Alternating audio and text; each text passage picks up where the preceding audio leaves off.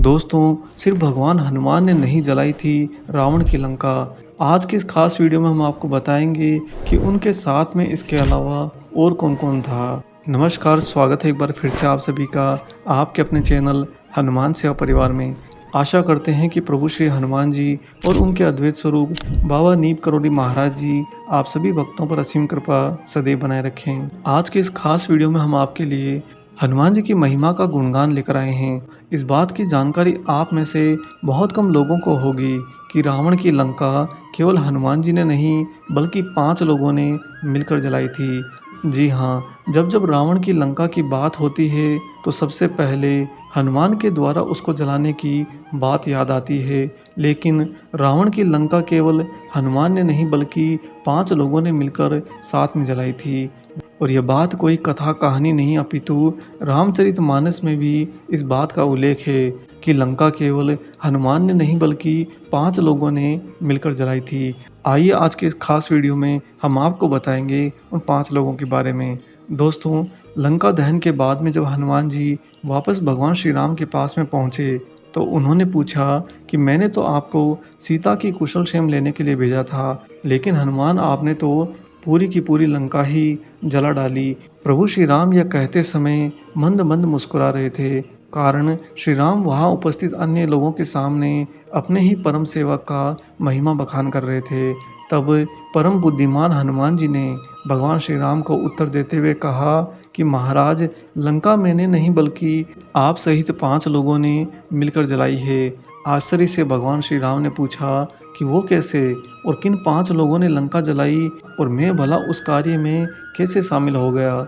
हनुमान जी ने हाथ जोड़कर घुटने के बल बैठते हुए बड़ी ही विनम्रता के साथ में कहा कि प्रभु, लंका जलाई एक आपने, एक रावण के पाप ने, एक माता सीता के संताप ने, एक विभीषण के जाप ने और एक मेरे पिता ने। जब भगवान श्री राम ने इसमें पूछा कि यह कैसे, तो हनुमान जी ने जो इसका उत्तर दिया वह आप सब लोगों को जरूर सुनना चाहिए। जिसमें पहली बात है कि लंका जलाई आपने। हनुमान जी ने कहा कि भगवान, सभी को पता है कि बिना आपकी मर्जी के पत्ता तक नहीं हिलता, फिर लंका दहन तो बहुत बड़ी बात है। हनुमान जी ने कहा कि जब मैं अशोक वाटिका में छिपकर माता सीता माता से मिलना चाह रहा था और वहाँ पर राक्षसियों का बहुत बड़ा झुंड था, जिनमें से एक आपकी ही भक्त त्रिजटा राक्षसी भी थी। उसी ने मुझे संकेत दिया था कि आपने मेरे जरिए पहले से ही लंका दहन की तैयारी कर रखी है और इसे आगे चलकर तुलसीदास ने भी रचित रामचरितमानस में लिखा है कि जब हनुमान पेड़ पर बैठे थे, त्रिजटा राक्षसियों से कह रही थी, सब बन हो बोली सुनाए सी सपना, सीतहि सेई करो हित अपना, सपने बानर लंका जारी, जातु धान सेना सब मारी, यह सपना में कहाँ पुकारी, वही सत्य गए दिन चारी। जिसका तात्पर्य यह है कि त्रिजटा राक्षसी कहती हैं कि मैंने 4 दिन पहले सपना देखा है और उस सपने में मैंने देखा कि एक वानर यहाँ पर आकर लंका को जलाकर चला जाता है और उसके बाद में रावण की सेना भी मारी जाती है। दोस्तों, जब त्रिजटा राक्षसी यह बात अन्य राक्षसियों से कह रही थी, हनुमान जी ने भी अशोक वृक्ष पर बैठे बैठे पूरी बात सुन ली। उसी समय उन्हें पता चल गया कि सपना दिखाकर प्रभु श्री राम ने आने वाली घटना के बारे में पहले से ही वहाँ पर संकेत दे दिया है। अतः हनुमान जी कहते हैं कि प्रभु, आपका हाथ भी तो इसमें रहा है। परम प्रभु श्री राम जी हनुमान जी की ये बात सुनकर मंद मंद मुस्कुराते हैं। आगे हनुमान जी कहते हैं कि दूसरी बात, लंका को जलाया रावण के पाप ने। यहाँ पर हनुमान जी ने कहा कि हे प्रभु, भला मैं कैसे लंका को जला सकता हूँ, उसके लिए तो रावण खुद ही जिम्मेदार है, क्योंकि हमारे वेदों में भी लिखा है, जिस शरीर के द्वारा या फिर जिस नगरी में लोभ, वासना, क्रोध, पाप बढ़ जाता है, उसका विनाश होना सुनिश्चित होता है। इस प्रकार रावण के पाप ने ही रावण के लंका दहन की मुख्य भूमिका बनाई। प्रभु श्री राम अपनी आंखों को बड़ा करते हुए मन ही मन में हर्षित होते हुए हनुमान की ओर देखते हैं। तब हनुमान जी हाथ जोड़े हुए आगे की बात जारी रखते हुए कहते हैं कि प्रभु, तीसरी बात थी, लंका जलाई माता सीता के संताप ने। हनुमान जी ने श्री राम से कहा कि प्रभु, रावण की लंका जलाने के लिए माता सीता की भूमिका बहुत अहम है, क्योंकि जहाँ पर सती सावित्री महिला पर अत्याचार होते हैं, उस देश का विनाश होना सुनिश्चित होता है। सीता माता के संताप यानी कि दुख की वजह से लंका का दहन संभव हुआ, और माता सीता के दुख के बारे में रामचरितमानस में भी लिखा हुआ है। कृष तनु शीस जटा एक बीनी, जपति हृदय रघुपति गुण श्रेणी, निज पद नयन दियम मन रामम, पद कमल लीन, परम दुखी भा पवन सुत, देखि जानकी दीन।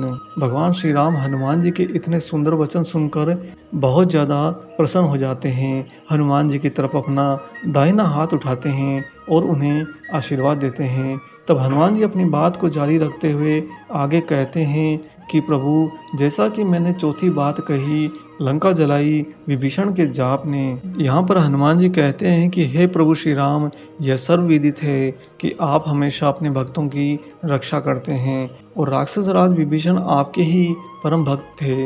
वह लंका में राक्षसों के बीच में रहकर निरंतर राम का नाम जपते रहते। उनका जाप भी एक बड़ी वजह बना है लंका दहन के लिए। रामचरितमानस में तुलसीदास जी भी लिखते हैं कि लंका में विभीषण जी का रहन सहन आखिर कैसा था। दोस्तों, तुलसीदास जी ने लिखा है कि रामा युद्ध अंकित ग्रह शोभा, बरनी न जाई, नव तुलसी का वृंद तहम, देखी हर्षि कपिराई। अर्थात जिनके घर के बाहर राम का नाम अंकित हो, उस घर की शोभा तो देखते ही बनती है। जहाँ पर बाहर तुलसी का नया पौधा खिला हो, उसे देखकर कपिराज तो हर्षित हो जाते हैं। प्रभु श्री राम हनुमान जी की ऐसी उदारता को देखकर बहुत आनंद महसूस करते हैं, क्योंकि हनुमान जी ने अपने ही द्वारा किए गए कार्य का श्रेय राक्षस राज विभीषण को भी दे दिया था। इससे पहले कि प्रभु श्री राम अमृत वचन कहने के लिए अपने होठों को खोलते, तभी हनुमान जी ने शीश नवाकर आगे अपनी बात कह दी कि हे प्रभु, पांचवी बात जो मैं बताना आपको जरूरी मानता हूँ कि लंका जलाई मेरे पिताजी ने। भगवान श्री राम ने आश्चर्य की दृष्टि से हनुमान की ओर देखा, मानो पूछ रहे हों कि हनुमान, तुम कहाँ इस काम में अपने पिताजी को घसीटने लगे। हनुमान जी ने तुरंत ही शीश नवाते हुए दोनों हाथों को दृढ़ता से जोड़ते हुए कहा कि हे भगवान, लंका जलाने वाले पांचवें परंतु सबसे प्रमुख सदस्य मेरे पिताजी पवन देव हैं। भगवान श्री राम ने यह सुनकर फिर से जिज्ञासा भरी दृष्टि से हनुमान को देखा। तब हनुमान जी कहते हैं, क्योंकि जब मेरी पूंछ से एक घर में आग लगी थी, तभी मेरे पिताश्री पवन देव ने अपने चर सहचर प्रचंड हवाओं को छोड़ दिया, और उन्हीं की हवाओं ने पूरी लंका में आग फैला दी, जिसके कारण लंका धू धू करके जल गई। दोस्तों, तुलसीदास जी ने बहुत ही सुंदर शब्दों में बखान लिखा है।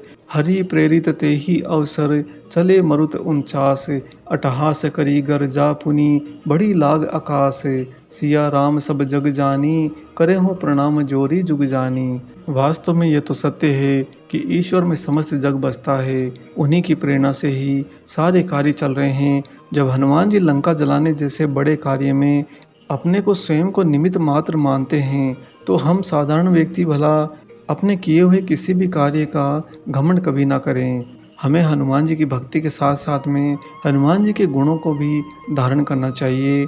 यहाँ पर हनुमान जी ने जिस तरह जो कार्य उन्होंने स्वयं किया, उसका श्रेय अन्य 5 लोगों को ही दिया, स्वयं को तो उसमें से निकाल लिया। इसी प्रकार हमें भी कोई भी कार्य करते समय अपने सारे कर्मों को प्रभु को केंद्र में रखकर करना चाहिए, और उसका पूरा श्रेय संपादन तौर पर प्रभु को और कारक तौर पर उन्हीं की इस प्रकृति को देना चाहिए। न हमारा कुछ था, न हमारा कुछ है, और ना ही हमारा कुछ यहाँ पर रहेगा। इसी भाव के साथ में आशा करते हैं कि आज का यह हनुमान जी का महिमा बखान भरा विशेषांक आपको जरूर पसंद आया हो। वीडियो अगर अच्छा लगा है तो इस वीडियो को अन्य सभी राम भक्तों, हनुमान भक्तों तक जरूर पहुंचाएं। इस वीडियो को ज़्यादा से ज़्यादा शेयर करें। अगर आप चैनल पर नए हैं तो चैनल को जरूर सब्सक्राइब करें। मिलेंगे बहुत जल्दी ही एक और ऐसे ही अलौकिक वीडियो के साथ में। तब तक अपना और अपने माता पिता का संपूर्ण ख्याल रखिए, और परम प्रभु श्री राम जी का निरंतर गुणगान करते हुए बाबा हनुमान एवं बाबा नीम करौली महाराज जी की निस्वार्थ होकर सेवा करते रहिए। जय सिया राम।